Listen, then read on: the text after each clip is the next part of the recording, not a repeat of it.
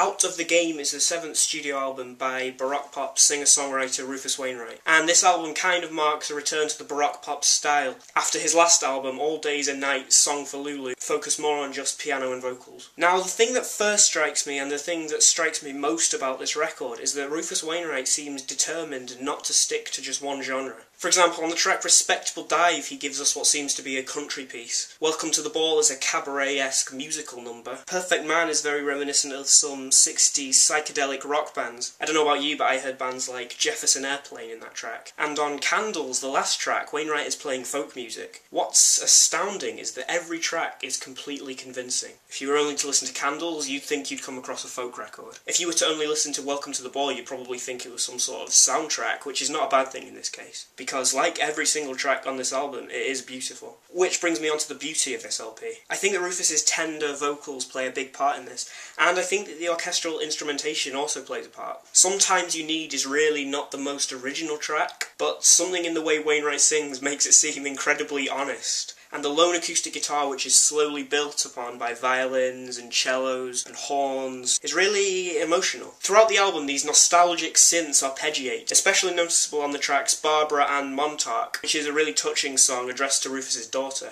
And they add another layer of feeling to the album. One very slight issue I had with the album the first time I listened to it through was that I thought, at points, Rufus was trying to be more pop than he is. And whilst it would be silly to try and claim that Rufus's music isn't pop music in essence, one track in particular seemed to me to suffer, that track being Bitter Tears. The chorus of Bitter Tears is really, really great, but I found that the verse felt almost overdone and out of place. He tells us himself in the title track that he thinks he's out of the game, so I don't think he really needs to try and blend in with popular music so much. Having said that, it was a very minor issue, and on multiple listens, Bitter Tears really grew on me. I think that poppiness gives a really interesting contrast to other parts of the album. In fact, since I first heard it, it's actually become probably my second or third favourite track on the album. My favourite being Rashida, a sort of soul-influenced song with really quaint lyrics about meeting Rashida Jones at a party, which is a track on which I think Mark Ronson's brilliant production is quite evident. When it comes down to it, Out of the Game's real strength lies in its utter cohesion as an album. It's like every track is completely necessary, and each exists within its own distinctive space,